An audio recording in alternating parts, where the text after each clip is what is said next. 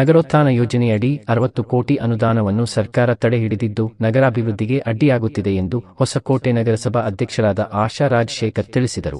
ನಗರಸಭೆ ಸಭಾಂಗಣದಲ್ಲಿ ನಡೆದ ಸಾಮಾನ್ಯ ಸಭೆಯಲ್ಲಿ ಮಾತನಾಡಿದ ಅವರು, ನಗರದಲ್ಲಿ ಈಗಾಗಲೇ ಜಾರಿಯಲ್ಲಿರುವ ಕಾಮಗಾರಿಗಳು ಕೇವಲ 5% ಮಾತ್ರ ಆಗಿದ್ದು, ತಡೆಹಿಡಿರುವ ನಗರೋತ್ಥಾನದ ಹಣವನ್ನು ಶೀಘ್ರ ಬಿಡುಗಡೆ ಮಾಡುವಂತೆ ನಗರಸಭೆಯ ಸದಸ್ಯರ ಪರವಾಗಿ ಸರ್ಕಾರಕ್ಕೆ ಮನವಿ ಮಾಡಿಕೊಳ್ಳಲಾಗಿದೆ ಎಂದರು.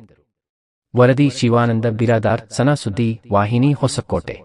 ಈ ದಿನ ಸಾಮಾನ್ಯ ಸಭೆ ಇಟ್ಕೊಂಡಿದ್ವಿ. ಸಾಮಾನ್ಯ ಸಭೆಯಲ್ಲಿ ಎಲ್ಲ ನಮ್ಮ 31 ಸದಸ್ಯರು ಬಂದಿದ್ದರು.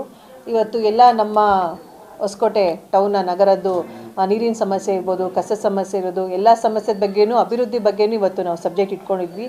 ಎಲ್ಲ ಸಬ್ಜೆಕ್ಟಲ್ಲೂ ಎಲ್ಲರೂ ತೀರ್ಮಾನಿಸಿ ಒಳ್ಳೆಯ ಕಾರ್ಯಗಳು ಮಾಡಬೇಕು, ಕೆಲಸ ಕಾರ್ಯ ಮಾಡಬೇಕು ಅಂತ ಒಂದು ತೀರ್ಮಾನ ಮಾಡಿದ್ವಿ. ಮತ್ತು ಈಗ ಕಸದ ಸಮಸ್ಯೆ ಏನು ನಮ್ಮ ಟೌನಲ್ಲಿ ಸಮಸ್ಯೆ ಹೆಚ್ಚಾಗಿದೆ, ಆ ಸಮಸ್ಯೆಗೆ ಈಗ ನಾವು ಕಲ್ಲಳ್ಳಿಯಲ್ಲಿ ಒಂದು ಘಟಕ ಕಸದ ವಿಲೇವಾರಿ ಘಟಕನ ಓಪನ್ ಮಾಡಬೇಕು ಅಂತಿದ್ದೀವಿ. ಈಗ ನಾವೆಲ್ಲ ಸಭೆಯಲ್ಲಿ ಮಾತಾಡಿ ಎಲ್ಲ ಸದಸ್ಯರು ಗಮನಕ್ಕೆ ತಂದು ಈಗ ಶಾಸಕರ ಹತ್ರ ಮನವಿ ಮಾಡಬೇಕು ಅಂತಿದ್ದೀವಿ.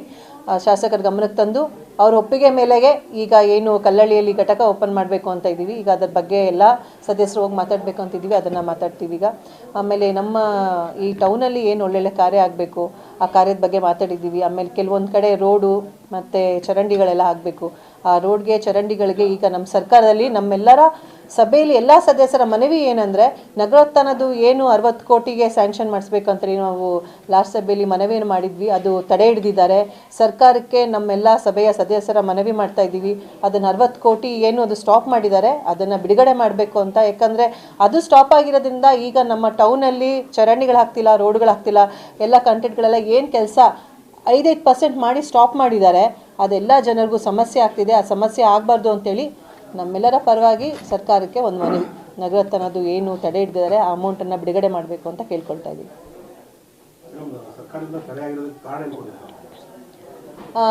ಸರ್ಕಾರದಿಂದ ತಡೆ ಆಗೋದಕ್ಕೆ ಕಾರಣ ಅಂತ ಏನು ಕೊಟ್ಟಿಲ್ಲ ನಮಗೆ. ಅವರು ಏನು ಹೇಳ್ತಾ ಇದ್ದಾರೆ ಅಂದರೆ, ನಮಗೆ ಹಣದ ತೊಂದರೆ ಇದೆ, ಹಾಗಾಗಿ ತಡೆ ಹಿಡಿದಿದ್ದೀವಿ ಅಂತೇಳಿ, ಫಂಡ್ ಇಲ್ಲ ಅಂತ ಹೇಳ್ತಾ ಇದ್ದಾರೆ.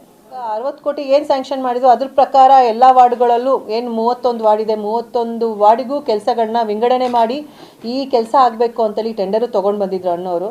ಆಮೇಲೆ ಅದು ಸ್ಟಾಪ್ ಮಾಡಿದ್ದಾರೆ. ಈಗ ನಾವು ಸಭೆ ಮಾಡಿದ್ವಿ ಇವತ್ತು. ಆ ಸಭೆಯಲ್ಲಿ ಎಲ್ಲರ ಸದಸ್ಯರ ಇದೇನೆಂದರೆ, ಸರ್ಕಾರಕ್ಕೆ ಮನವಿ ಏನಂದರೆ, 60 ಕೋಟಿ ಏನು ತಡೆ ಹಿಡಿದು ದಯಮಾಡಿ ನಮ್ಮ ಹೊಸಕೋಟೆ ನಗರ ಅಭಿವೃದ್ಧಿ ಆಗಬೇಕು, ಕೆಲಸಗಳಾಗಬೇಕು, ಮುನ್ನಡಿಬೇಕು ಅಂದರೆ ನಮಗೆ ಆ ದುಡ್ಡನ್ನು ಬಿಡುಗಡೆ ಮಾಡಿಕೊಡ್ಬೇಕು ಅಂತ ಕೇಳ್ತಾ ಇದ್ದೀವಿ. ನಗರಸಭೆಯಲ್ಲಿ ಫಂಡ್ ಈಗ ನಮಗೆ ಕಲೆಕ್ಷನ್ದೆಲ್ಲ ನಮಗೆ 40 ಲಕ್ಷ, 40ರಿಂದ 50 ಲಕ್ಷ ಫಂಡ್ ನಮಗೀಗ ಕಲೆಕ್ಟ್ ಆಗ್ತಾ ಇದೆ.